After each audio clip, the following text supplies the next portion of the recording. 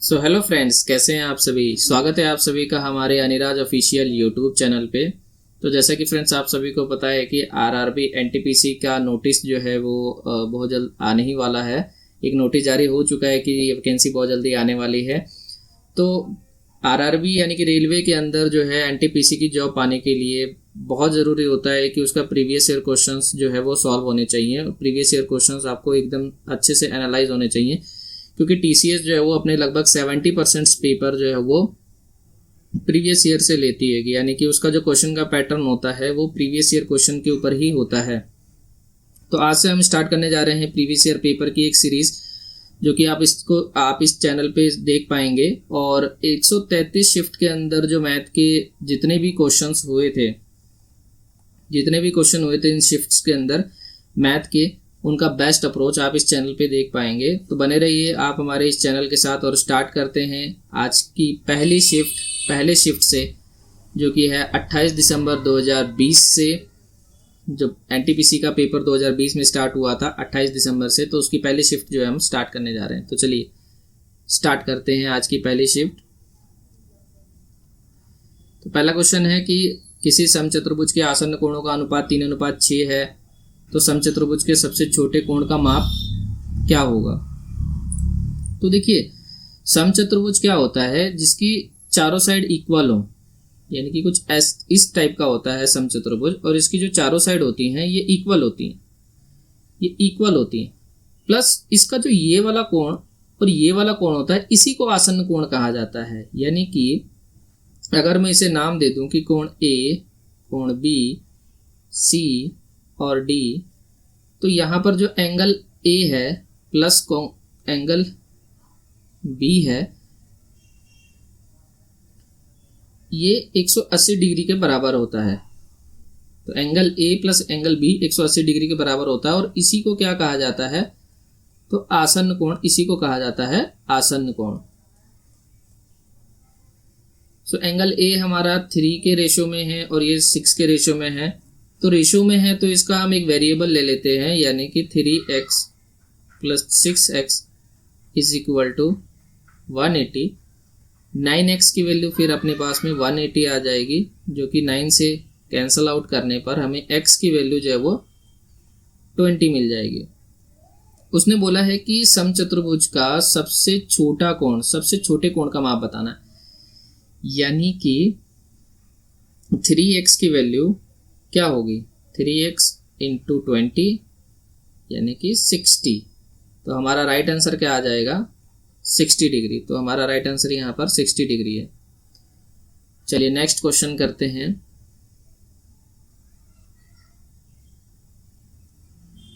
Next question कह रहा है कि x और y मिलकर एक काम को 12 दिनों में कर सकते हैं, y और z मिलकर इसे 18 दिन में कर सकते हैं, और z और x यानी कि तीनों मिल दो बंदे जो हैं वो एक साथ काम कर रहे हैं। और लास्ट में इसने पूछा है कि x, y और z अगर एक साथ काम करते हैं तो लगभग, यानी कि यहाँ पर अप्रॉक्सीमेट में वैल्यू आएगी। तो यहाँ पर कोई भी जो है डिजिटल सम नहीं लग पाएगा, क्योंकि अप्रॉक्सीमेटली वैल्यू आएगी। तो पहला कह रहा है कि x प्लस वाई मिलकर इस काम को 12 दिन में करते हैं, y प्लस z मिलकर इस काम को 18 दिन में करते हैं, और z प्लस x मिलकर इस काम को जो है वो 15 दिन में करते हैं। तो अगर मैं इनका एलसीएम लूँ तो 180 डिग्री आएगा, ये 15 के मल्टीपल पे हो जाएगा, ये 10 के मल्टीपल पे हो जाएगा, और ये 12 के मल्टीपल पे। यानी कि अगर इनकी एफिशिएंसी देखी जाए तो ये 15 आ गई, इसकी 10 आ गई, और इसकी 12 आ गई। तो अब देखिए यहाँ पर 2 बारी x है, यहाँ पे भी x है, यहाँ पे भी x है, यहाँ पे भी y, यहाँ पे भी y, यहाँ भी z, यहाँ भी z, यानी कि हर चीज़ जो है वो 2 बारी आ रही है। तो 2 हम कॉमन ले लेते हैं, और x plus Y plus z की जो टोटल एफिशिएंसी आ जाएगी वो कितनी आ जाएगी, इनको जोड़ने पर 15 प्लस 10 25, 12 37, तो 37। तो x plus Y plus z बराबर कितना हो जाएगा, 37/2, यानी अप्रॉक्सीमेटली यानी कि 18.5 आ जाएगा। अब जो हमारा टोटल वर्क ये है 180, और हमारा जो एक दिन के अंदर काम हो रहा है वो कितना हो रहा है 18.5, या हमें 180 काम करना है और एक दिन में हमारा 18.5 काम हो रहा है। अगर मैं इसको शून्य मान लूँ, 5 को ना लूँ, सिर्फ 18 को करूँ, तो इसको डिवाइड करने पे हमारे पास डेज की संख्या कितनी आ जाएगी 10 दिन, यानी कि वो काम जो है कितने दिन में हो जाएगा। अप्रॉक्सीमेट में ये अप्रॉक्सीमेट 10 दिन आएगा, तो हमारा राइट आंसर क्या हो जाएगा 10। चलिए नेक्स्ट क्वेश्चन करते हैं। देखिए नेक्स्ट क्वेश्चन कितना सिंपल और आसान क्वेश्चन दिया हुआ है। ये क्या है कि इसमें और इन मल्टीप्लिकेशन का इकाई का अंक क्या होगा। इकाई का अंक होता है यूनिट डिजिट। क्या होता है यूनिट डिजिट, यानी कि यूनिट डिजिट यानी कि लास्ट की जो प्लेस है, यानी कि जो भी हम इसको मल्टीप्लाई करें उसके लास्ट का अंक क्या होगा। तो लास्ट का अंक देख लें क्या है इसमें कि 4 है। दूसरी वाली संख्या का हम सबका एक यूनिट डिजिट ले लेते हैं, जो लास्ट का जो यूनिट है वही ले लेते हैं। 764 के अंदर 4 है, 12, 56 के अंदर 6 है। तो जब हम इसको और इसको मल्टीप्लाई करते हैं तो 32 आएगा। 32 का हम यहाँ 2 ले लेते हैं, और जब 4 और 6 को मल्टीप्लाई करेंगे तो 24 आएगा। 24 का 4 ले लेते हैं, और इसको भी जब मल्टीप्लाई करेंगे तो हमारा राइट आंसर क्या आएगा 8। ये हमारा राइट आंसर है। यानी कि जो इकाई का अंक होगा वो हमारा क्या होगा, इस पूरी मल्टीप्लिकेशन का जो इकाई का अंक होगा वो होगा 8, और यही आरआरबी की तरफ से दिया गया है। चलिए नेक्स्ट क्वेश्चन करते हैं। नेक्स्ट क्वेश्चन कह रहा है, ये सिंपल इंटरेस्ट का क्वेश्चन है। सबसे पहले जो इनमें वैल्यूज होती हैं कि 3400 रुपये की एक राशि पर 4 वर्ष का साधारण ब्याज 680 रुपये है। 3400 रुपये की राशि, यानी कि ये प्रिंसिपल है हमारा। प्रिंसिपल कितना दे दिया है 3400 रुपये। टाइम कितना दे दिया है, टाइम दे दिया है 4 ईयर। और जो सिंपल इंटरेस्ट है हमारे पास, सिंपल इंटरेस्ट कितना दिया हुआ है, सिंपल इंटरेस्ट दिया है 680। और इसने पूछा है कि रेट यानी कि दर क्या होगी। तो देखो ये बहुत ही सिंपल आसान है, बहुत ही सिंपल क्वेश्चन है ये।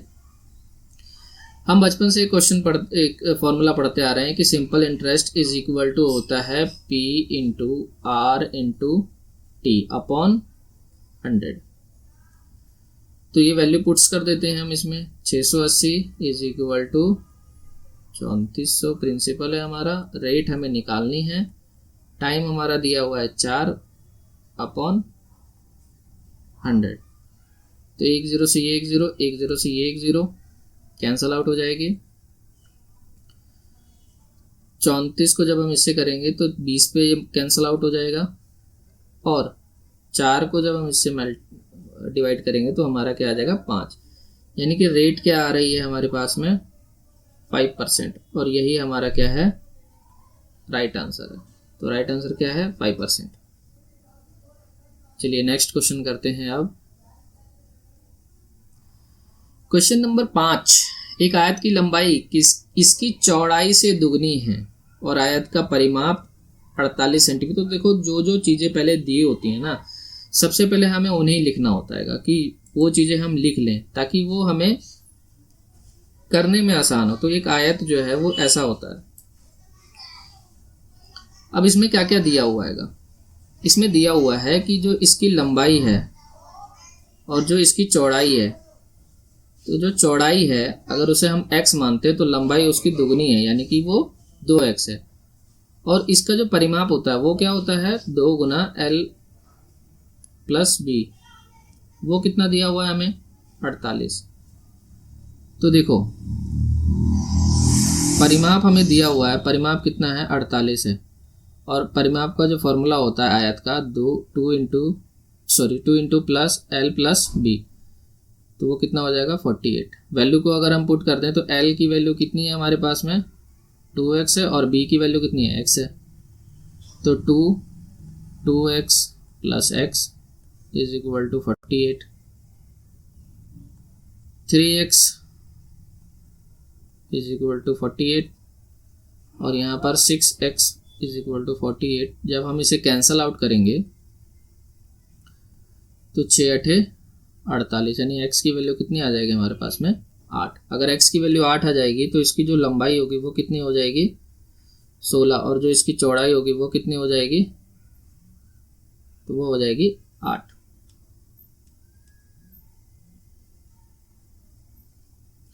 अब इसने पूछा क्या है, तो इसने पूछा है कि आयत का क्षेत्रफल, आयत का क्षेत्रफल क्या होता है। तो आयत का क्षेत्रफल क्या होता है,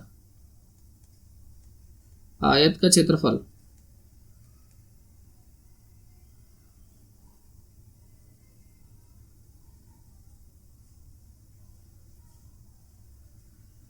आयत का क्षेत्रफल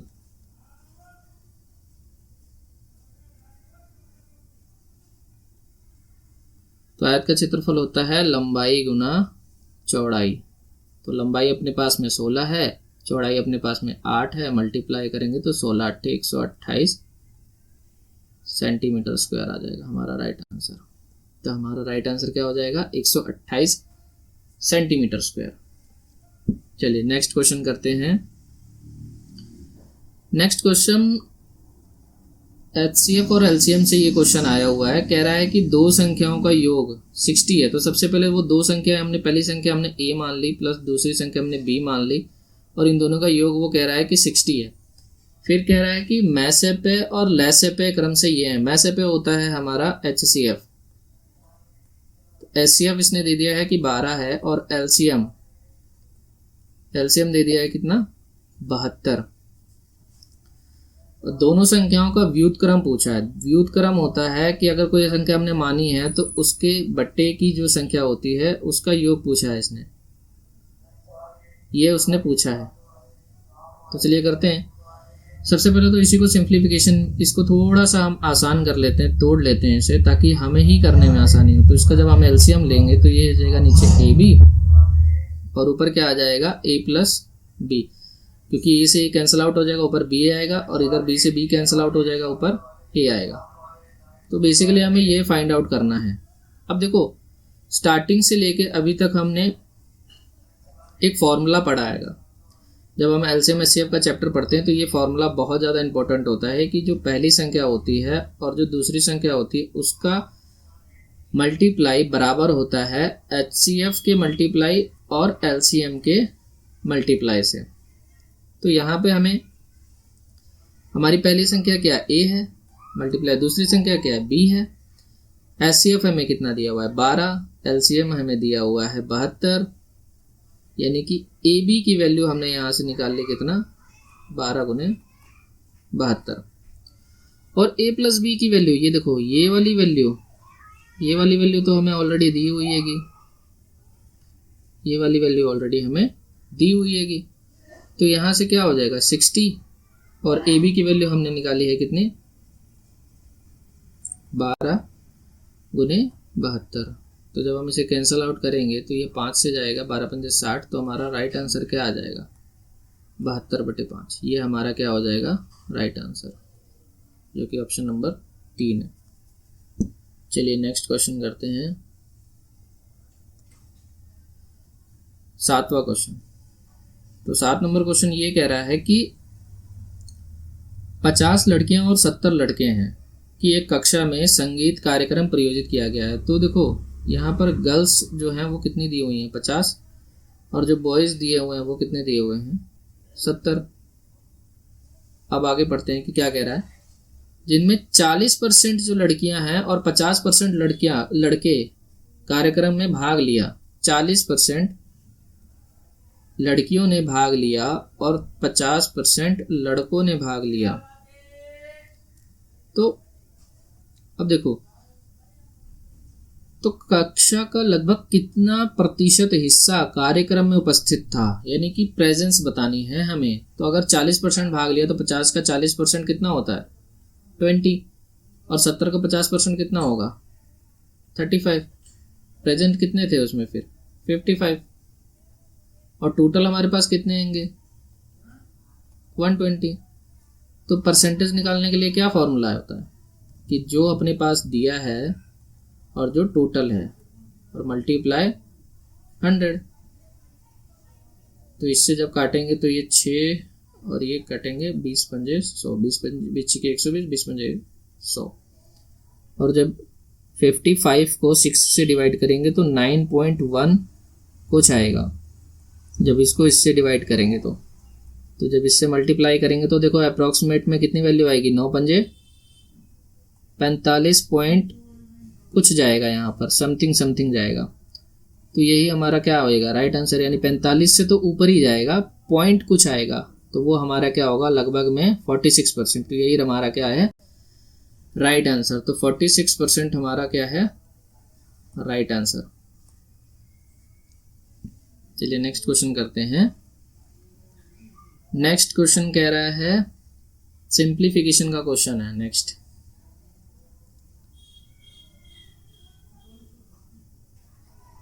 सिक्स अपॉन 5 और ये ऑफ का मतलब होता है कि मल्टीप्लाई हो रहा है, और यहाँ 1/3 है प्लस 2/4 माइनस 5/6, पहले उतार लेते हैं, ऑफ का मतलब मल्टीप्लाई, 3/10 प्लस 12/20 और माइनस में 1/6। चलो अब करते हैं इसे। तो 6/5 मल्टीप्लाई, देखो 4 तिया 12, इसका एलसीएम कितना हो जाएगा 12। 4 जब 12 को 3 से डिवाइड करेंगे 4 आएगा, वो ऊपर कितना हो जाएगा 4 प्लस 12 को 4 से करेंगे 4 को 12 से डिवाइड करेंगे 3 आएगा, 3 दूनी 6। तो इसके अंदर जो वैल्यू आएगी वो ये आएगी माइनस 5/6 मल्टीप्लाई, जब हम इसे करेंगे तो इसका एलसीएम कितना हो जाएगा 20। 10 को 20 से डिवाइड करेंगे 2, 3 दूनी 6 प्लस 12 माइनस का 1/6, तो माइनस का क्या आ जाएगा 1/6।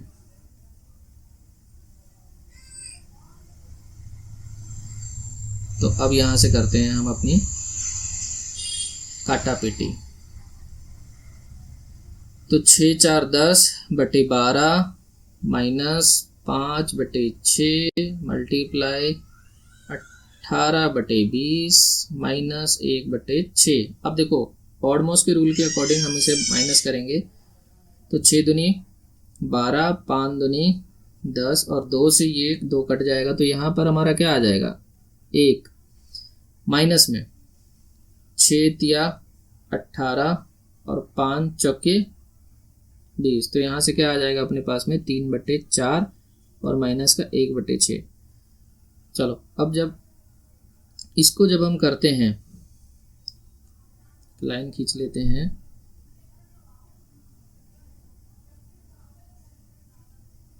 अब इसको लिखते हैं हम यहाँ पे।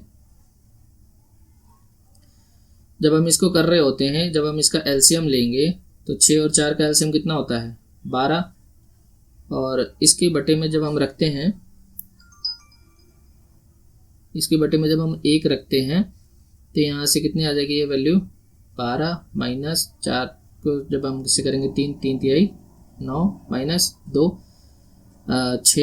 6 का 2 आएगा, तो ये 2, तो 9 और 2 11, यानी कि 12 में से 11 माइनस होंगे और ये 12 यानी कि 1/12 हमारा क्या हो जाएगा राइट आंसर हो जाएगा। तो ये पूरा सॉल्व करके आपने नहीं देखना होता है, पूरा सॉल्व करके नहीं देखना है, ये मैंने सिर्फ समझाने के लिए किया है कि बॉडमॉस रूल के अकॉर्डिंग जो है हमें सबसे पहले क्या क्या स्टेप्स फॉलो करने हैं, यानी कि जो ऑफ है उसको एक्स लगाना है, ये सारी चीज़ें। चलिए अब नेक्स्ट क्वेश्चन करते हैं। तो 9वां क्वेश्चन है हमारा कंपाउंड इंटरेस्ट से। तो कंपाउंड इंटरेस्ट के अंदर सबसे पहले हमें क्या दिया हुआ है, रेट दी हुई है कि एक धनराशि रेट है 10% की, और टाइम दिया हुआ है, टाइम हमें दिया है 2 साल का, और साधारण ब्याज उसका कितना है, तो यानी कि सिंपल इंटरेस्ट कितना है हमारे पास 500। तो सबसे पहले तो हमें प्रिंसिपल ही फाइंड आउट करना पड़ेगा कि प्रिंसिपल कितना होगा। तो देखो सिंपल इंटरेस्ट का अगर 2 साल में 500 का ब्याज है तो रेट के अकॉर्डिंग उसने कितना ब्याज दे दिया होगा 20%। देखो एक चीज देखो, अगर आप 1 साल के अंदर 10% दे रहे हो, क्योंकि सिंपल इंटरेस्ट तो हर साल बराबर होता है, तो दूसरे साल के अंदर भी आप कितना दोगे? 10%। यानी टोटल 2 सालों में आपने कितना रेट पे किया? 20%। ये 20% की वैल्यू यहाँ पर कितनी दी हुई है कि 500। आप सभी को पता है कि प्रिंसिपल क्या होता है? जो प्रिंसिपल होता है वो अपने आप में क्या होता है? 100%। तो यहाँ 20% से 100% आने में हमें कितने का मल्टीप्लाई लगा? 5 का। तो ऐसे ही 500 को 100 लाने के लिए, यानी कि प्रिंसिपल बनाने के लिए हमें 5 का मल्टीप्लाई करना पड़ेगा। तो हमारा प्रिंसिपल कितना आ गया? 2500। तो अब जब हमने यहाँ पे प्रिंसिपल निकाल लिया, अब हमें यहाँ पे पता है कि हमारा प्रिंसिपल कितना है? 2500 रुपये। तो ये कह रहा है कि समान समय के लिए समान दर पर चक्रवृद्धि ब्याज कितना होगा, यानी कि CI कितना होगा, ये पूछा है इसने।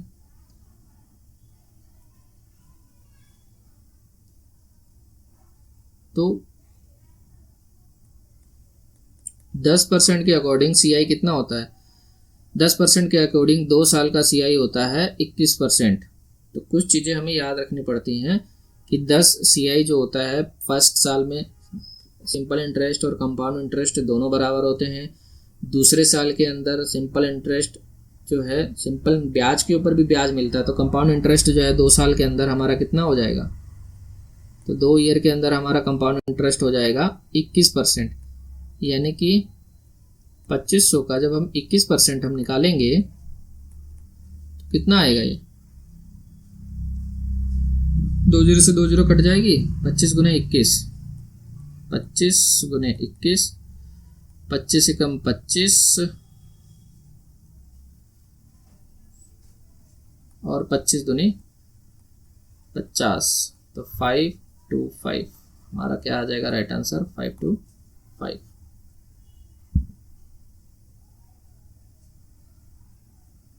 चलिए नेक्स्ट क्वेश्चन करते हैं।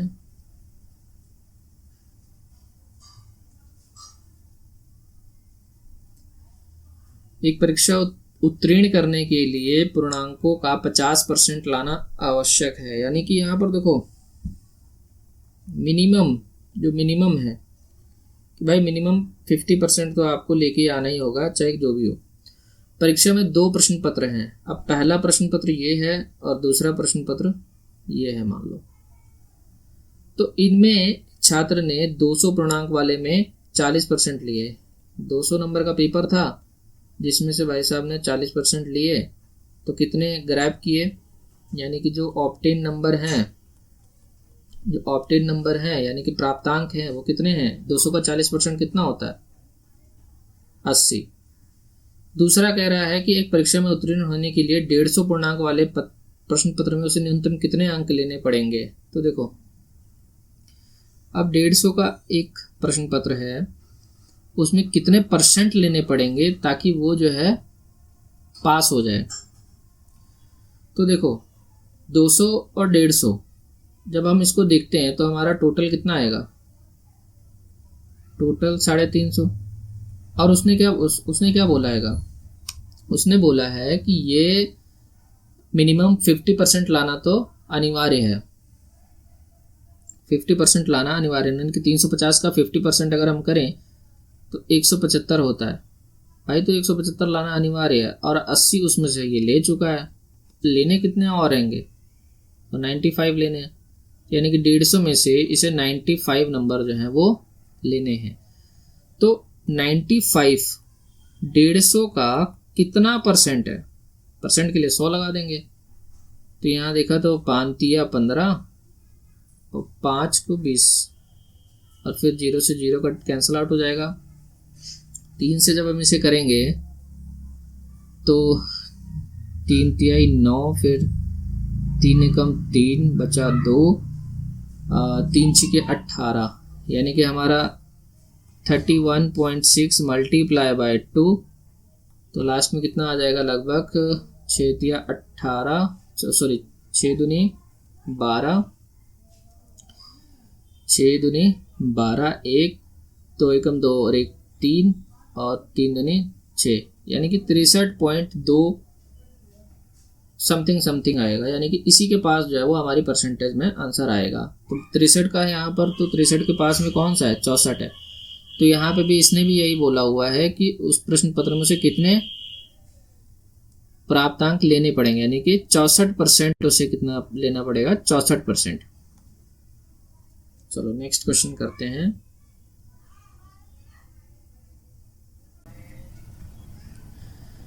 चलिए देखते हैं 11 नंबर क्वेश्चन क्या कहता है। 11 नंबर क्वेश्चन कह रहा है कि एक ट्रेन स्टेशन ए से स्टेशन बी की ओर 50 किलोमीटर प्रति घंटा, यानी कि एक लाइन खींच लेते हैं पहले हम सीधी। अब ये कह रहा है कि एक स्टेशन ए है और ये स्टेशन बी है।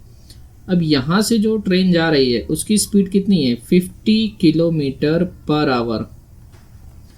और जो यहाँ से ट्रेन आ रही है, आधे घंटे बाद एक अन्य ट्रेन स्टेशन बी से ट्रेन बी ए की ओर, ट्रेन स्टेशन बी से स्टेशन ए की ओर 150 किलोमीटर प्रति घंटे में आ रही है। यह है 150 किलोमीटर प्रति घंटा। दोनों स्टेशनों के बीच की जो दूरी है, यानी कि जो इनका डिस्टेंस है दोनों स्टेशनों के बीच का, वो 725 किलोमीटर है। जिस स्थान पर दोनों ट्रेनें मिलती हैं उस स्थान से स्टेशन ए की दूरी, यानी कि यहाँ से हमें दूरी लेनी है कि यहाँ से वो दूरी कितनी होगी। तो चलिए स्टार्ट करते हैं। अब देखो, एक चीज इसने यहाँ पर ये बोली कि आधे घंटे के बाद एक अन्य स्टेशन से, यानी कि डिस्टेंस स्पीड एंड टाइम का एक फॉर्मूला होता है, distance is equal to speed into time. तो देखो, स्पीड अगर 50 है और टाइम अगर उसने आधा घंटा लिया है, तो भाई आधे घंटे के अंदर इसने ए वाली ट्रेन ने डिस्टेंस कितना कवर कर लिया, 25 किलोमीटर। अब यहाँ से यहाँ तक ये 25 किलोमीटर आ चुकी है, यानी कि यहाँ से यहाँ तक ये 25 किलोमीटर आ चुकी है। अब अपने पास में डिस्टेंस कितना बचा, 725 में से 25 किलोमीटर चल चुकी है, यानी कि अब अपने पास में डिस्टेंस बचा है 700 किलोमीटर। और अब जो स्पीड होएगी ना, वो रिलेटिव स्पीड होएगी, यानी कि ये भी 50 की स्पीड से जा रही है और ये 150 की स्पीड से आ रही है। तो स्पीड अपने पास में कितनी हो जाएगी, तो distance is equal to speed into time. Speed अपने पास में 150 प्लस 50, क्योंकि अपोजिट डायरेक्शंस में एक दूसरे के आ रहे हैं तो दोनों जुड़ जाएंगे। तो 150 और 50 200। टाइम हमें निकालना है, डिस्टेंस हमारा कितना है अपना 700। तो 2 0 से ये 2 0 कैंसिल आउट हो जाएंगे और टी की जो वैल्यू है वो कितनी आ जाएगी, 7/2 घंटे, यानी कि 3.5 घंटे। अब देखो 3.5 घंटे जो है इन दोनों को आपस में मिलने में लगेंगे। 3.5 घंटे के अंदर ए, अगर मैं बात करूं कि ए ने कितना डिस्टेंस ट्रेवल किया होगा 3.5 घंटे के अंदर, तो ए ने जो डिस्टेंस ट्रेवल किया होगा 50 की स्पीड से 3.5 घंटे के अंदर कितना डिस्टेंस कवर किया होगा, तो 55 25 का 5 हासिल है 2, 5 15 और 1 15 और 2 17, यानी कि 175 किलोमीटर। लेकिन ये आंसर नहीं है, आंसर क्या है, 25 किलोमीटर और भी तो ट्रेवल किया था ना इसने आधे घंटे पहले, तो ये भी इसमें प्लस हो जाएगा। तो हमारा राइट आंसर जो होगा वो 200 किलोमीटर होगा, क्योंकि ये 25 यहाँ से यहाँ तक इसको आने में लगे हैं 3.5 घंटे और डिस्टेंस कितना कवर हुआ यहाँ से यहाँ तक आने में 175। तो यहाँ से उसने पूछा है कि स्टेशन ए से दूरी कितनी होगी। यहाँ पर देखो ये लिखा हुआ ना, स्टेशन ए से दूरी कितनी होगी, तो स्टेशन ए से दूरी कितनी होगी 25 ये और 175 ये, तो हमारा क्या हो जाएगा right answer 200 kilometre. Next question करते हैं। नेक्स्ट क्वेश्चन जो है ये भी एलसीएम एचसीएफ का क्वेश्चन है और देखते हैं क्या कह रहा है कि दो धनात्मक संख्याओं का अनुपात, दो धनात्मक संख्याएं हैं, यानी कि पहली संख्या अगर हमने ये मान ली और दूसरी संख्या हमने ये मान ली, तो इनका जो रेशो है 3:7 है और इनका जो एचसीएफ है, जो इनका HCF है वो कितना है, लेसएप है, यानी कि एलसीएम जो है वो 231 है। तो छोटी संख्या क्या होगी भाई, छोटी संख्या हमें दिख ही रही है 3 होएगी, लेकिन अब इसे हम निकालेंगे कैसे। देखो जब भी हम एलसीएम एचसीएफ का जब हमने पेपर पढ़ा, जब हमने किया था थ्योरी के अंदर, जब भी हमने पढ़ा हुआ तो उसमें एक फॉर्मूला पढ़ा होता है हमने कि जो पहली संख्या होती है यानी कि x और y यानी कि इनका जो रेशियो होता है वो क्या होता है, HCF के साथ मल्टीप्लाई होता है, और वो किसके बराबर होता है, LCM के। यानी कि HCF और उनका जो रेशियो होता है जब मल्टीप्लाई होता है तो क्या निकालता है, हमारा LCM निकालता है। तो हमारा HCF यहाँ से निकल जाएगा कि हमारा HCF क्या है, तो x हमारे पास क्या है 3 है, y हमारे पास क्या आएगा 7 है, दोनों क्या हो रहे हैं, मल्टीप्लाई हो रहे हैं, और LCM अपने पास में कितना है, तो 231 है। तो 7 से अगर मैं काटूँ, 7 से अगर मैं काटूँ तो 7 तिया 21, 2 फिर 7 तिया 21, फिर 3 से काटेंगे हम तो 3 कम 3, 3 कम 3, यानी कि HCF जो है हमारा कितना आ जाएगा, वो आ जाएगा 11। तो जब हमने HCF निकाल लिया तो हमें पता होता है कि जो पहली संख्या होती है और जो दूसरी संख्या होती है वो क्या होती है, HCF x ratio HCF y, ये होती है। तो HCF x का वैल्यू क्या है मेरे पास 3 है, HCF हमने कितना निकाल लिया है 11 रेशियो, और HCF अपने पास में 11 है, और ये अपने y में हमारे पास कितना है, तो y में अपने पास में है 7। तो इसको जब हम करेंगे तो ये 33 आ जाएगा, और इसको जब हम करेंगे मल्टीप्लाई तो ये 77 आ जाएगा। तो ये छोटी संख्या क्या है अपने पास में 33, तो यही हमारा राइट आंसर है 33। छोटी संख्या क्या होगी 33 होगी। चलो 13 नंबर क्वेश्चन करते हैं। वह सबसे बड़ी संख्या बताइए जो 155, 260 और 315 को विभाजित करने पर क्रमशः इतना शेषफल बताती है। देखो जब हम बात करते हैं ना कि इतना शेषफल बच रहेगा, तो सबसे पहले तो हमें ये लिख लेना होता है कि ये संख्या कौन कौन सी हैं, और उसमें से माइनस कर देना होता है इनको। जब हम इनमें से माइनस करेंगे तो हमारी एक्चुअल संख्या जो है वो फिर आ जाएगी कि ये कितना है 150, ये कितना आएगा 250, और ये कितना आएगा अपने पास में, तो ये आ जाएगा अपने पास में 300। यानी कि एक्चुअल में ये संख्या है, और ये कह रहा है कि सबसे बड़ी संख्या बतानी है, यानी कि इनडायरेक्टली ये कह रहा है सबसे बड़ी यानी कि हाईएस्ट कॉमन फैक्टर। तो इसका हाईएस्ट कॉमन फैक्टर हमें निकालना है। तो देखो निकालने के लिए दो चीज़ें होती हैं। सबसे पहले इनका डिफरेंस देखो कितना आ रहा है 50, इसका डिफरेंस कितना आ रहा है 50, तो 50 ही हमारा क्या है HCF है, क्योंकि दोनों का डिफरेंस सेम ही आएगा। या फिर एक दूसरा तरीका होता है जो बचपन में हमने सीखा था कि 150 और 250 और 300, इसको हम ऐसे करके करें तो जो सबसे पहले तीनों को कैंसिल आउट कर देते, जैसे कि 5 से अगर हम करें तो 5 तिया 15, 5 25 और 5 छिके 30। अब यहाँ 2 से भी जा रहा है तो 2 15 25 और 30। अब यहाँ से फिर से 5 से जा रहा है, 5 तिया 15, 5 25, 5 छिके 30। अब यहाँ देखो, यहाँ के बाद से कोई भी संख्या जो है वो कॉमन नहीं है, तीनों में कॉमन नहीं है, 2 में तो है, 3 और 6 में तो है, लेकिन तीनों में होनी चाहिए तभी होता है।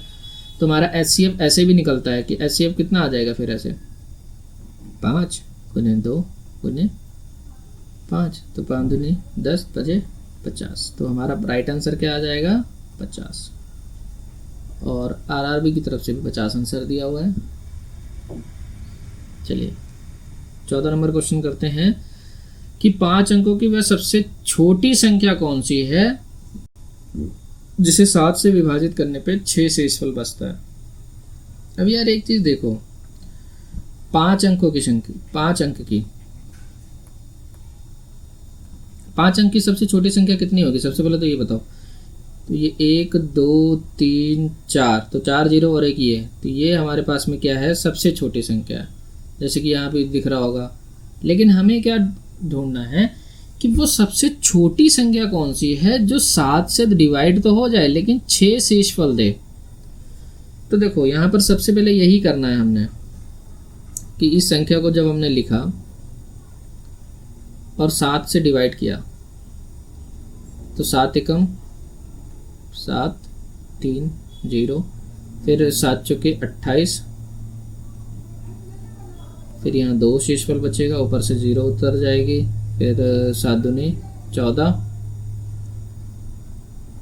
फिर यहाँ से 6 बचेगा और ये 0 उतरेगी, तो यहाँ पे कितना आ जाएगा, 7 8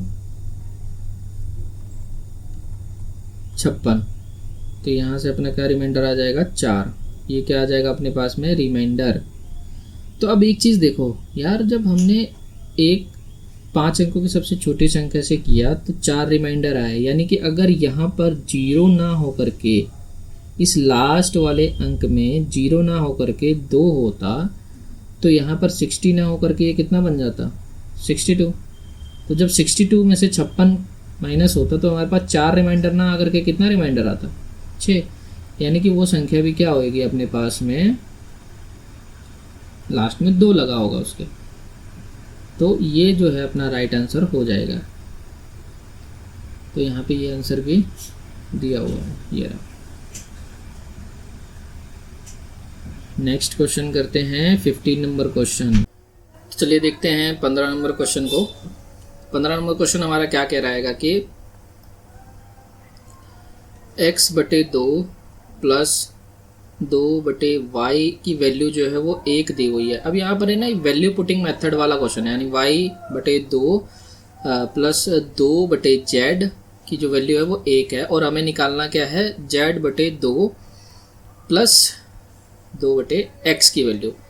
ये वैल्यू हमें फाइंड आउट करनी है और ये वैल्यू पुटिंग मेथड है। तो वैल्यू पुटिंग मेथड के अंदर यार देखो क्या होता है कि आपको वैल्यू माननी होती है। तो x, y और z की हम एक ऐसी वैल्यू मान लेंगे जो इसे रखने पे सॉल्व कर दे। तो x की वैल्यू अगर मैं 1 मानूं तो y की वैल्यू हमें 4 माननी पड़ेगी, क्योंकि जब 4 मानेंगे तभी ये आधा आधा हो जाएगा। और z की वैल्यू हमें क्या माननी पड़ेगी, तो देखो ये 2 हो गया, तो इसकी वैल्यू हमें क्या माननी पड़ेगी, 2 माननी पड़ेगी। z की वैल्यू हमें क्या माननी पड़ेगी, -2 मानना पड़ेगा, तो -2।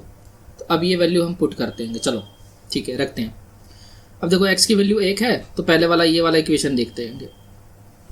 ये वाला इक्वेशन में क्या रखते हैं, पहले x की वैल्यू 1 है, 1/2 प्लस 2, y की वैल्यू कितनी है, y की वैल्यू 4 है, 4 रखा, तो ये अपना क्या हो जाएगा, 1/2 प्लस 1/2, ये सेटिस्फाई हो गया।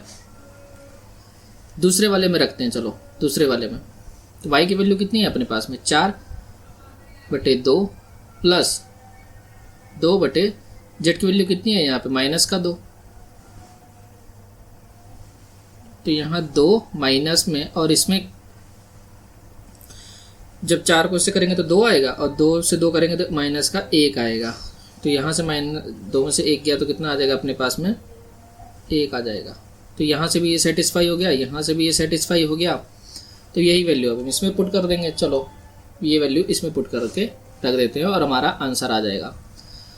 तो z की वैल्यू हमने कितनी मानी थी, z की वैल्यू हमें मानी थी -2/2 प्लस 2 ऊपर है, और x की वैल्यू कितनी है, x की वैल्यू 1 है। तो -2/2, यानी कि जब हम इसे कैंसिल आउट करेंगे तो ये -1 आएगा, प्लस ये +2। तो यहाँ से हमारी वैल्यू कितनी आ जाएगी, +1। और यही हमारा क्या है, राइट आंसर है। तो +1 हमारा क्या है, राइट आंसर है। चलो आगे बढ़ते हैं क्वेश्चन को। तो चलो 16 नंबर क्वेश्चन यहाँ से देखते हैं। 16 नंबर क्वेश्चन क्या कह रहा है कि 45,000 में से 1/3 शिक्षा पर खर्च कर देता है। तो हरीश का वेतन कितना है भाई, 45,000। इस 45,000 में से वो 3 चीज़ों में पैसा खर्च कर रहा है। पहला कि वो शिक्षा के ऊपर खर्च कर रहा है, दूसरा कि वो भोजन के ऊपर खर्च कर रहा है, और तीसरा कि वो अन्य चीज़ों पर खर्च कर रहा है। 1/3 उसने शिक्षा पर खर्च कर दिया, 2/6 उसने भोजन पे खर्च कर दिया। अब 45 का 1/3 निकालेंगे तो कितना हो जाएगा भाई? 15,000। और 2/6 निकालेंगे, यानी कि इसको भी अगर हम सिंप्लीफिकेट करें तो 1/3 ही होता है, तो 45 का 1/3 निकालेंगे कितना आ जाएगा? 15,000। यानी 15,000 उसने शिक्षा पर खर्च कर दिए, 15,000 उसने भोजन पे खर्च कर दिए, तो बचे कितने फिर जो अन्य पे खर्च करेगा? भाई 15 30,000 वो खर्च कर चुका है। 45 में से जब वो 30,000 रुपये खर्च कर चुका है तो बचे कितने? तो अन्य के लिए उसके पास बचे भी 15,000 रुपये। तो अन्य के लिए भी कितने बचेंगे? 15,000। और यही हमारा क्या है? राइट आंसर है। 17 नंबर क्वेश्चन देखते हैं। तो ये क्वेश्चन ना बहुत आसान है, बट बहुत सारे बच्चे ना इसी में कंफ्यूज हुए थे कि ये क्वेश्चन होगा कैसे। तो देखो, 5 सही 2/3 प्लस 0.73 माइनस 3.123। अब जैसे कि यहाँ पे हम जानते हैं कि सही के अंदर जब होता है, यानी कि ये जब 5 सही 2/3 है, यानी कि ये 5 प्लस 2/3 है। अब 2/3 का वैल्यू क्या होता है? 2/3 का वैल्यू होता है 0.0666। आप डिवाइड करके देख लेना, जब आप इसको करोगे 3 से तो जाएगा नहीं। तो यहाँ पे आप क्या लोगे? सबसे पहले 0 लोगे, यहाँ पर 0 लगाया, तो आप क्या करोगे? फिर 6 से करोगे तो 6 × 18, फिर 2 उतरेगा, फिर 6 × 18 करोगे, फिर 6 × 18 करोगे, मतलब वही सीरीज चलती जाएगी। तो यहाँ पर ये चलता जाएगा, ठीक है। तो ये समझाने के लिए था एक जस्ट। इसको कर लेते हैं हम डिलीट। चलो, तो यहाँ पर जैसा कि मैंने बताया आपको कि इसकी वैल्यू कितनी हो जाएगी? 0.666 प्लस 0.73 माइनस 3.123। तो देखो यहाँ से अब वैल्यू निकाल लेते हैं हम। ये 5.666 है, 0.730 मान लेते हैं, इसको प्लस कर लेते हैं पहले। 6 3 9, 7 6 13 का 3, हासिल आया 1 6, और इसमें से माइनस कितना करना है हमें? 3.123 माइनस करेंगे तो 3 7 2.3, तो 32 27 करके ऐसा कोई आंसर होगा। सॉरी 3.27 हमारा ऑप्शन नंबर बी में है, तो ये राइट आंसर हो जाएगा। 17 नंबर क्वेश्चन हो गया है। अब 18 नंबर क्वेश्चन। 18 नंबर क्वेश्चन कह रहा है कि 2400 के 12% में, 2400 के 12% परसेंट हटाएंगे तो नीचे 100 लग जाएगा, में क्या जोड़ें, यानी कि x जोड़ें कि योगफल यानी कि बराबर जो है 54,000 का 18% हो जाए। तो ये क्वेश्चन है। अब देखो यहाँ से ये क्वेश्चन है, तो हमने x की वैल्यू हमने यहीं रखी, और ये सबसे पहले तो इसके जो 0 होंगे वो कैंसिल आउट कर देते हैं। तो ये 0 से ये 0 कट गया, ये 0 से ये 0 कट गया, ये 2 0 से ये 2 0 कट गए इसके। अब अपने पास में बचा क्या आएगा? अपने पास में बचा है 54 × 18, और इधर बचा है 24 × 12, जो कि इधर आके माइनस हो जाएगा। ये ब्रैकेट लिया है हमने 24,000 नहीं है, 2400 नहीं है, 24 × 12 है। तो देखो यार, इसको मल्टीप्लाई तो करना पड़ेगा तभी हमारा आंसर आएगा। मल्टीप्लाई करने के लिए देखो बहुत आसान तरीका आएगा। मल्टीप्लाई भी सिखाता हूँ कि आप मल्टीप्लाई कितने आसान तरीके से कर सकते हो। तो यहाँ एक लाइन खींच लेते हैं एक रफ वर्क करने के लिए, और ले लेते हैं। तो ये अपना मल्टीप्लाई करने का तरीका देखो ऐसा होगा कि 54 को हमने मल्टीप्लाई करना है 18 से। तो 18 का पूरा पहाड़ा 54 तक पढ़ दो, तो 18 × 72 और 18 × 5 90। तो यहाँ से 2 7 और 9 आ जाएगा। इसी तरीके से हमें क्या मल्टीप्लाई करना है? 24 × 12, तो 12 चुके 48 और 12 दूनी 24। तो यहाँ से क्या हो जाएगा? 8 4 4 8, और यहाँ से 2। इसी को माइनस करना है। हमने क्या करना है? इसी को माइनस करना है, यानी कि इसको जब हमने किया तो 972 आया माइनस, और जब इसको हमने मल्टीप्लाई किया तो 88 आया। 12 में से 8 गए 4, 12 में से 8 गए 4, 6 में से 8 गए 8, और 8 में से 2 गया 6। तो हमारा राइट आंसर क्या हो जाएगा? 684। चलो नेक्स्ट क्वेश्चन करते हैं। अब नेक्स्ट 19 नंबर क्वेश्चन कह रहा है कि एक रस्सी को 3 अलग अलग भागों में विभाजित किया गया है। अब देखो 3 अलग अलग भाग हैंगे, तो मैं ये मान लेता हूँ कि ये रस्सी है, ये रस्सी है, और इसके ना 3 पार्ट हैं। ये पहला पार्ट, ये दूसरा पार्ट, और ये तीसरा पार्ट। ये कह रहा है कि पहला भाग पूरी लंबाई का 1/5 है। जो पहला भाग है वो पूरी लंबाई का, यानी कि ये जो रस्सी है यहाँ से यहाँ तक की, इसकी पूरी लंबाई का 1/5 भाग है। ठीक है। दूसरा भाग पहले भाग का 3/2 है। यहाँ पर दूसरा भाग जो है ना भाई, यानी कि ये वाला जो भाग है वो इस वाले भाग का 3/2 है। यानी कि यहाँ पर जो भी आएगा उसका ये 3/2 है। तीसरा भाग रस्सी का कितना अंश है, यानी कि हमसे ये पूछा है इन भाई साहब ने। चलो तो 5 है और 2 है, तो हमने ले लिया कि रस्सी कितनी है, कि भाई रस्सी का हमने यूनिट मान लिया कि ये 10 यूनिट की है। 10 यूनिट की है, तो 10 यूनिट का 1/5 कितना होगा? 10 यूनिट का 1/5 अगर हम देखें तो कितना हो जाएगा अपने पास में? 2। और ये 2 का 3/2 है, यानी कि इसको जब हम कैंसिल आउट करेंगे तो ये 2 आ जाएगा, इसको करेंगे तो हम यहाँ ये 3 आ जाएगा। तो ये 2 भाग है, ये 2 भाग है, ये 3 भाग है, 3 और 2 5, तो ये कितना भाग है? 5 भाग है। टोटल रस्सी कितने यूनिट की है? टोटल रस्सी जो है वो 10 यूनिट की है, जिसमें से ये कितने भाग का है? 5 भाग का। तो थर्ड वाला पार्ट कितना हो जाएगा? 1/2। तो यही हमारा राइट आंसर है कि थर्ड वाला पार्ट कितना आ जाएगा अपने पास में? 1/2 आंसर ये आ जाएगा। यही हमारा आरआरबी की तरफ से आंसर है, 1/2।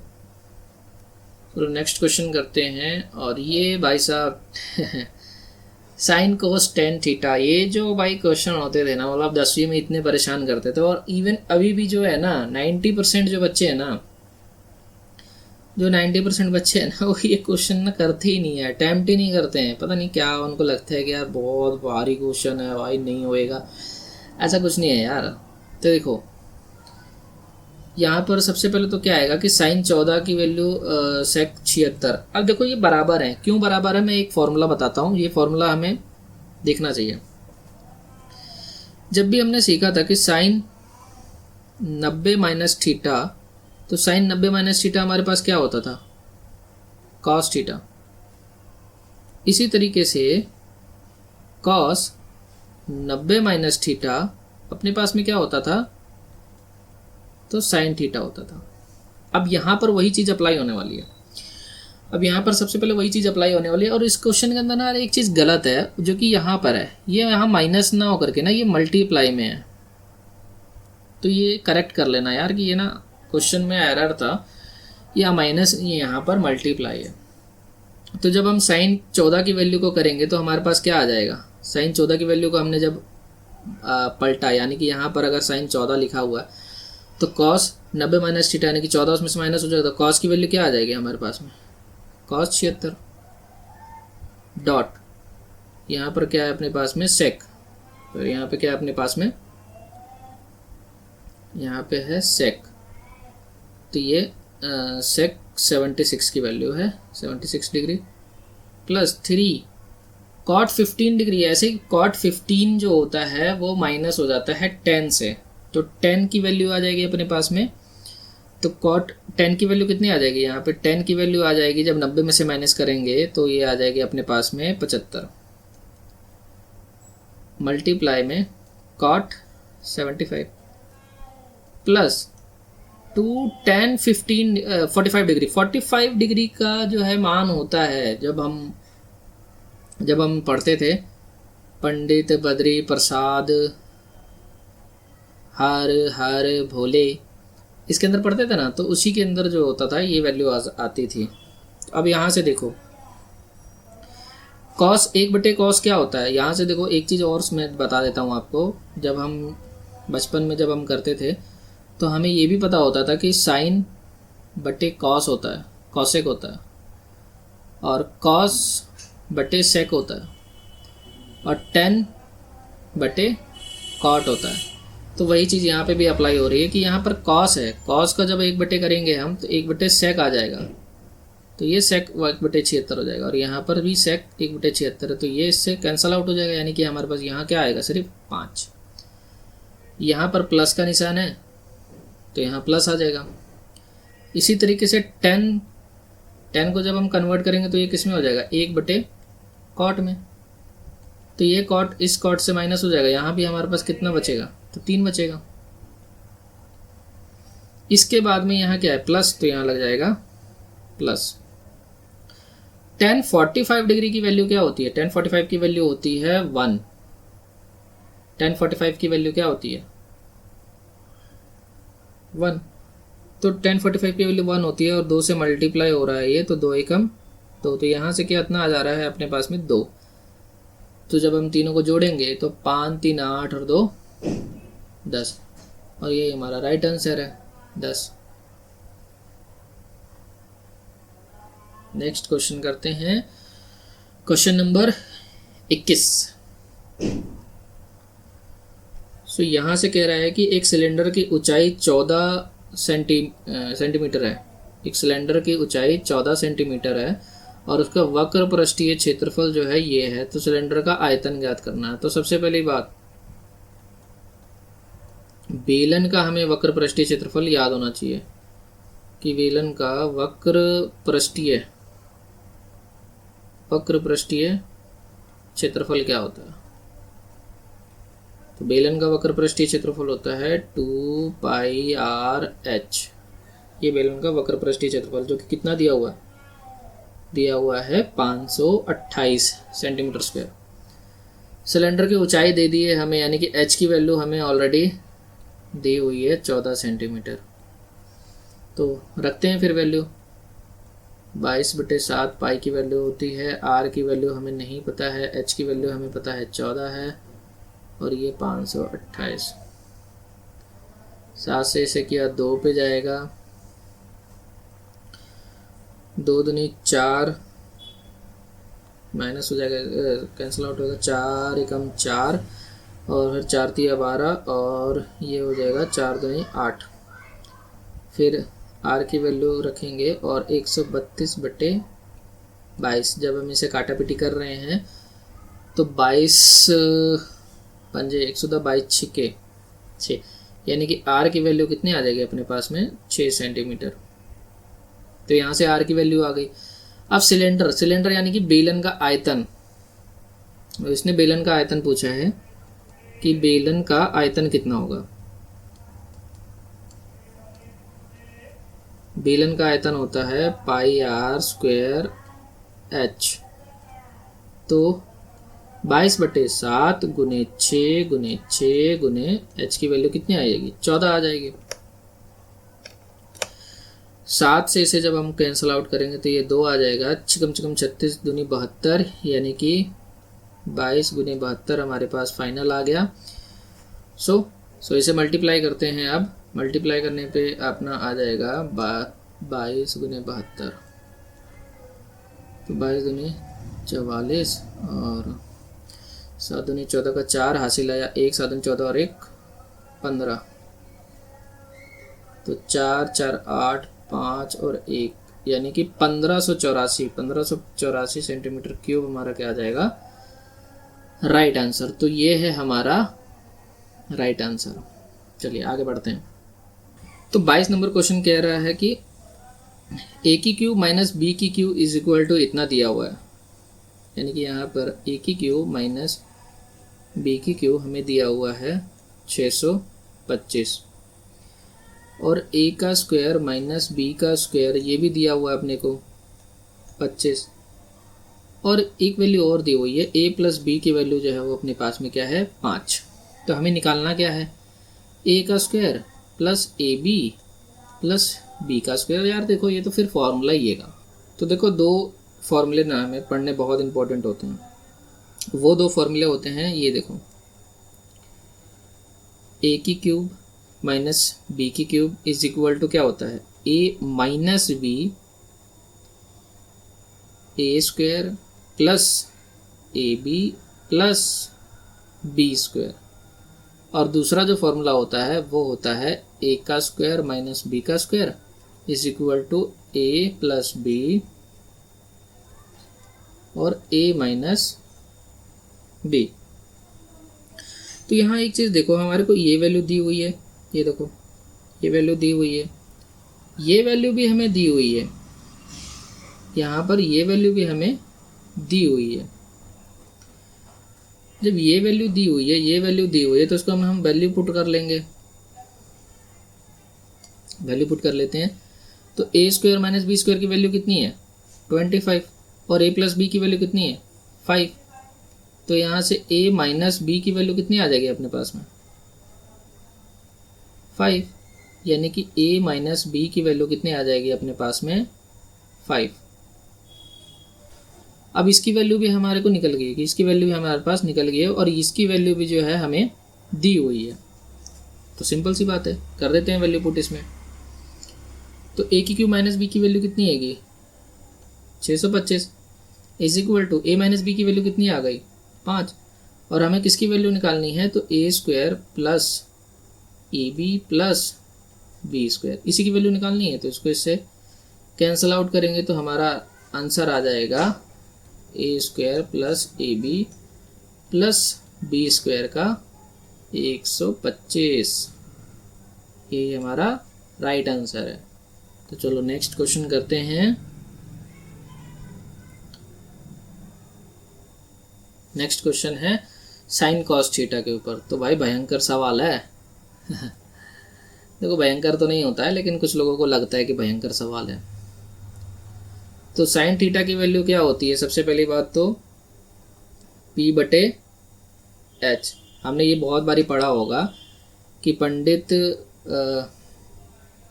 बद्री प्रसाद हर हर बोले, ये हमने बहुत बारी पढ़ा होगा और इसी का यूज़ हम इस क्वेश्चन के अंदर जो है वो करने वाले हैं। तो P की वैल्यू यहाँ से हमारे पास कितनी दी हुई है 3 और H की वैल्यू यहाँ पे हमारे पास कितनी दी हुई है 4, 3 बटे 4 हो गया यहाँ से। इसके बाद कॉस थीटा, कॉस थीटा क्या होता है B बटे H। तो B की वैल्यू अपने पास में क्या दी हुई है 5, H की वैल्यू अपने पास में क्या दी हुई है 4। अब यहाँ पर वैल्यू किसकी फाइंड आउट करने के लिए कह रहा है, tan की वैल्यू। तो जो tan होता है, tan थीटा होता है, वो होता है P बटे B। तो इसी की वैल्यू हमने रख देनी है कि, तो देखो 1 बटे tan थीटा, tan थीटा की वैल्यू क्या होती है P, P की वैल्यू हमारे पास क्या है 3 और H की वैल्यू अपने पास में क्या है तो 4 बटे में। अब एक माइनस में कॉट थीटा यहाँ दिया है, कॉट जस्ट इसका उल्टा होता है, B बटे P होता है। तो B की वैल्यू क्या अपने पास में 5 और P की वैल्यू क्या है हमारे पास में, P की वैल्यू अपने पास में 3। एक चीज़ हमने गड़बड़ कर दी है यहाँ पे, देखो यहाँ पे ना 4 नहीं लेना हैगा, यहाँ पे 4 नहीं लेना है, 4 की जगह यहाँ पे हमें, क्योंकि P बटे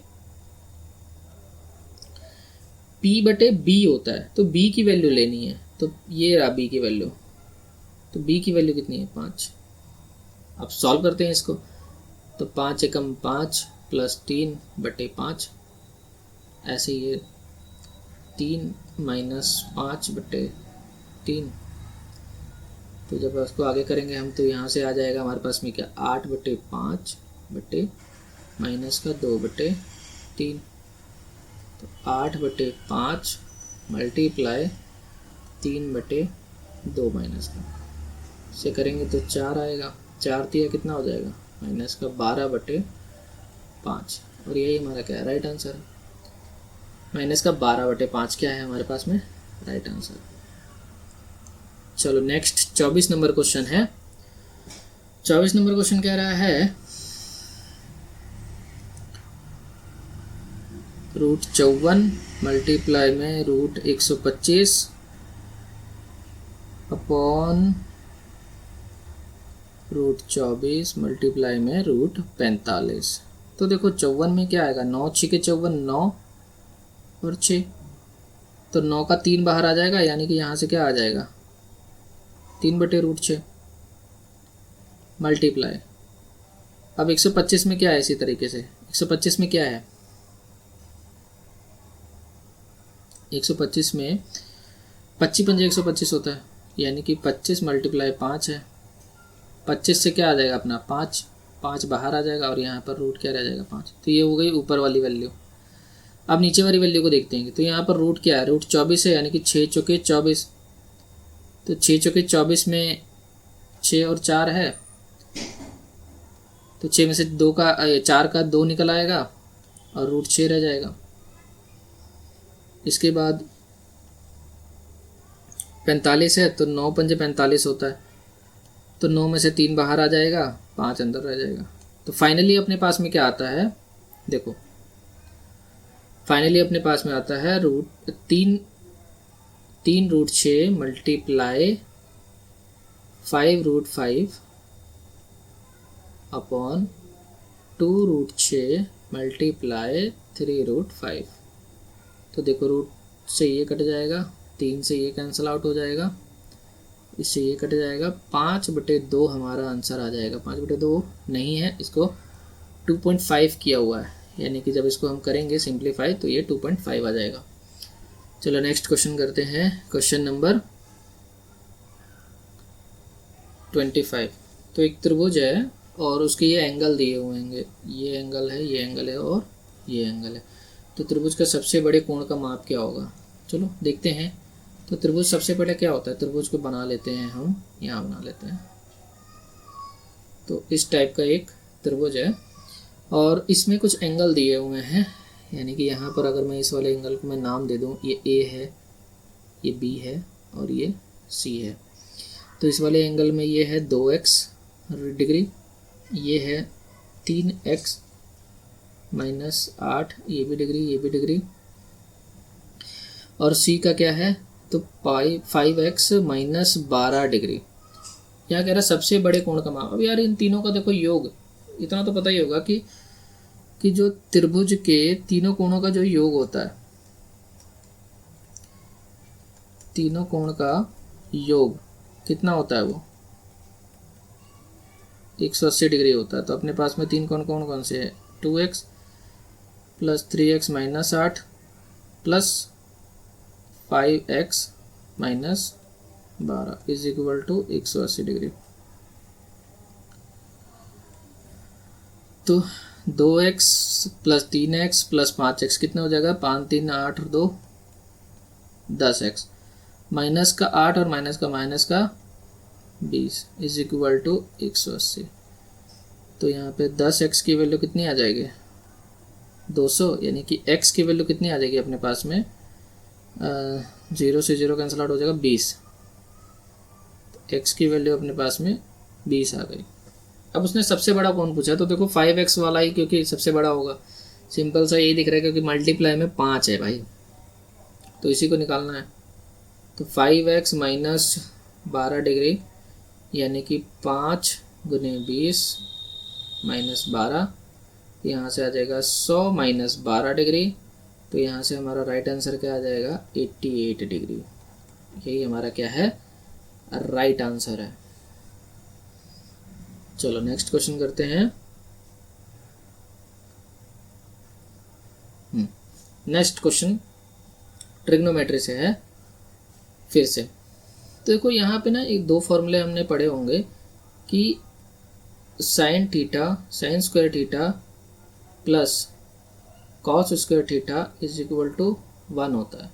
तो सेम यहाँ पर देखो थीटा की जगह 65 है, यहाँ 65 है, तो इसकी वैल्यू क्या हो जाएगी, 1/1 ही हो जाएगी, यानी कि इसको पूरा अगर हम सोल्व करेंगे तो 1 ही हो जाएगा। अब इसके आगे बात आगे बढ़ते हैं। अभी जैसे कि पीछे मैंने बताया था कि sin 15 डिग्री है, sin 15 डिग्री है। अब इसको अगर वो 90 वाले फॉर्मूले के अकॉर्डिंग करें तो cos 90 - थीटा हो जाता है, यानी कि 90 - 15 हो जाएगा। तो cos की वैल्यू कितनी आ जाएगी, 75। तो देखो cos नीचे भी 75 आ गई, cos ऊपर भी 75 आ गई, तो ये भी कैंसिल आउट हो जाएंगे। तो यहाँ से भी क्या आ जाएगा अपना 1, यहाँ से भी 1 आ जाएगा। इसी तरीके से सेम यहाँ पे भी आएगा, तो यहाँ से भी 1 आ जाएगा, कैंसल आउट हो जाएंगे, ये 1 आ जाएगा। और यहाँ पर √3 थीटा आएगा, यानी कि अब इसको हम जोड़ें, यहाँ √3 tan थीटा है, थीटा की वैल्यू हमें फाइंड आउट करनी है।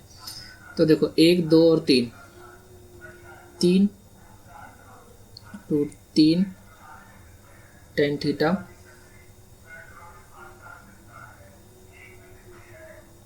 tan थीटा को इधर रखते हैं तो ये हो जाएगा 3 √3 और इसका परिमेयकरण करते हैं तो ये आएगा।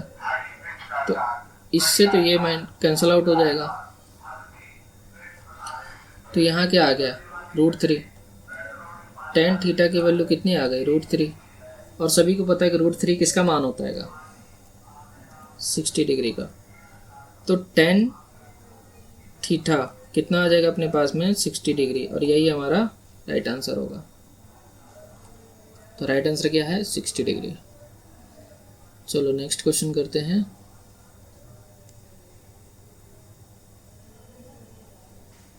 27 नंबर क्वेश्चन, एक वस्तु का लागत मूल्य अंकित मूल्य का 75% है। देखो ये तो बहुत सिंपल क्वेश्चन होते हैं। इसमें ना 3 वैल्यू होते हैं, एक सीपी होता है, एक एसपी होता है और एक एमपी होता है, मार्क प्राइस होता है। तो जो सीपी होता है वो एसपी और सीपी इनका होता है, और जो डिस्काउंट होता है वो एमपी पे गिना जाता है, जो लाभ हानि होती है वो सीपी पे गिनी जाती है। अब यहाँ कह रहा है कि एक वस्तु का लागत मूल्य अंकित मूल्य का 75% है। अंकित मूल्य अगर इसको 100 मान लिया मैंने तो उसका 75% है लागत मूल्य, सीपी को लागत मूल्य कहते हैं। यदि 15% की छूट दी जाए, अब देखो छूट देते भी किसी पे हैं, एमपी पे ही छूट देते हैं, तो 15% की छूट देने के बाद भी हमारे पास यहाँ पर कितना बचेगा बेचने पे, सेलिंग प्राइस कितना आएगा 85, मार्क प्राइस अपना कितना है 75, सॉरी मार्क प्राइस अपना 100 है, कॉस्ट प्राइस अपना 75 आ गया और सेलिंग प्राइस अपना 85 आ गया। तो कह रहा लाभ होगा या हानि होगा। अब आप खुद देखो यहाँ पे कि लाया मैं 75 में था, बेच में 85 में रहा हूँ, तो मेरा जो प्रॉफिट है वो कितना हो रहा है 10 का प्रॉफिट हो रहा है। किस पे हो रहा है लागत मूल्य पे, तो मल्टीप्लाई में 100, तो 25 तिया 75, 25 चक्के 100, तो 40/3 यानी कि 33.33% क्या हो जाएगा अपना राइट आंसर, जो कि यहाँ भी दिया हुआ है। देखो आरआरबी की तरफ से भी यही आंसर है। आगे बढ़ते हैं और अपना 28 नंबर क्वेश्चन देखते हैं। 28 नंबर क्वेश्चन क्या कह रहा है, सबसे पहले तो 180, अब यहाँ डिवाइड है तो बटे में कर लेते हैं। 2 की पावर 3 है, 2 की पावर 3 है तो कितना आ जाएगा 2 दूनी 4 दूनी 8, प्लस 3 की पावर 2 है यानी कि 3 तिहाई 9 प्लस 1, इसके बाद में प्लस है 37 और माइनस में है 20। तो 180 बट्टे 9 8 17 और 1 18, 18 से जब हमने इसे किया तो यहाँ कितना आ गया 10, और ये आ जाएगा अपने पास में 37 माइनस 20, तो 10 और 37 47, 47 में से 20 गए तो अपने पास में कितना आएगा 27। ये हमारा राइट आंसर है। 29 नंबर क्वेश्चन कह रहा है कि एक क्लब में महिलाओं की संख्या और पुरुषों की संख्या से अनुपात, यानी कि फीमेल का मेल से जो रेशो है वो है 3:2। हाल ही में 300 महिलाएं क्लब में शामिल होती हैं। तो देखो फीमेल और मेल ये 2 रेशो दिए हुए हैं हमें। अब इसमें शामिल कौन हो रही हैं 300 महिलाएं शामिल हो रही हैं। तो अब जब शामिल होने के बाद का जो अनुपात है वो 5:2 हो जाता है, यानी कि अब ये जो अनुपात है वो 5:2 हो जाता है। यानी कि हमने सीधा देखा कि भाई महिलाएं जो है वो 3 से 5 हो गई, पुरुष तो पहले भी 2 थे अभी भी 2 हैं, यानी कि हमारा रेशो में तो कोई चेंजेस नहीं है। तो हमारा कितना अनुपात बढ़ा, यानी कि 2 अनुपात बढ़ा। 2 अनुपात की वैल्यू कितनी है यहाँ पर 300। कह रहा क्लब में अब महिला सदस्यों की संख्या कितनी है? अब तो 5 हो गई हैं। 2 की वैल्यू 3 है यानी कि 150 के मल्टीपल पे है, तो 5 की वैल्यू कितनी हो जाएगी? 150। 15 पंजे 75 यानी कि 750। तो हमारा राइट आंसर क्या हो जाएगा? 750। चलो 30 नंबर क्वेश्चन करते हैं। श्वेता और हरीश 28,000 रुपये की एक आय की परियोजना पूरी की, और इस परियोजना में श्वेता ने 20 दिन और हरीश ने 30 दिन काम किया, तो उनकी दैनिक मजदूरी 5 और 6 अनुपात में है, तो श्वेता का हिस्सा की आय कितनी होगी? देखो यार, जो आय होती है ना, जो आय होती है वो डायरेक्टली प्रोपोर्शनल होती है कि उसकी इनकम के ऊपर, यानी कि उसकी जो एफिशिएंसी होती है उसके ऊपर। अब यहाँ देखो, सबसे पहले तो ये जो वेजिस है 28,000 का है। इस 28,000 को हमने बांटना किस में है? तो श्वेता जो आती है, श्वेता और कौन है? हरीश। श्वेता और हरीश ने, इनकी जो दैनिक मजदूरी है वो कितनी है? श्वेता एक दिन में 5 रुपये कमाती है और हरीश एक दिन में, दैनिक मजदूरी देखो, दैनिक मजदूरी कितना, श्वेता एक दिन में 5 रुपये कमाती है, हरीश एक दिन में 6 रुपये कमाता है। अब भाई श्वेता एक दिन में अगर 5 कमाती है, 20 दिन में कितना कमा लेगी? 100। हरीश एक दिन में 6 रुपये कमाता है, 30 दिन काम कर रहा है, 30 दिन में कितना रुपये कमा लेगा?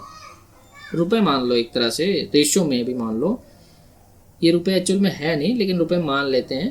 तो 6 या 18, तो ये 100 रुपये कमा रही है और ये 180 रुपये कमा रहा है। तो सिंपल सा एक चीज़ देखो कि जो श्वेता है और जो हरीश है, इनकी दैनिक मतलब इनका जो टोटल काम करने पर कितना आया रेशो? 100/180, यानी कि इनका जो रेशो आया 20 पंजे 100 और 20 निमे 180, यानी कि वो जो पैसा है ना वो 5:9 में बटने वाला है, क्योंकि इन्होंने इतने इतने अनुपात में काम किया है। तो 9 5 14, टोटल 14 अनुपात में है, लेकिन 14 में नहीं भाई साहब, ये तो है 28,000 रुपये। टोटल 14 है लेकिन नहीं, टोटल 28,000 है, यानी कि पर वैल्यू कितनी आ जाएगी? 2,000। जब पर वैल्यू 2,000 आ जाएगी तो उसमें किसका पूछा है? श्वेता के हिस्से की आय कितनी होगी? तो श्वेता का तो 5 है ना, तो पर वैल्यू जब 2,000 है तो 5 से जब मल्टीप्लाई करेंगे तो हमारे पास कितना आ जाएगा? 10,000। तो यही हमारा राइट आंसर होगा। तो 10,000 हमारा राइट आंसर है। तो नेक्स्ट नहीं है 30। तो यहाँ से हमारे 30 क्वेश्चन पूरे हो चुके हैं। सो फ्रेंड्स, बने रहिए हमारे इस यूट्यूब चैनल पे। इस पे आपको पूरे 133 शिफ्ट के क्वेश्चंस मिल जाएंगे। पूरे 133 शिफ्ट में यहाँ पे सॉल्व कराने वाला हूँ। तो सब्सक्राइब कर लीजिए हमारे अनिराज ऑफिशियल यूट्यूब चैनल को, और शेयर कीजिए, लाइक कीजिए, कमेंट कीजिए। आरआरबी एनटीपीसी में इस बारी अपनी एक सीट पक्की जरूर कीजिए। तो मिलते हैं नेक्स्ट वीडियो में। जय हिंद।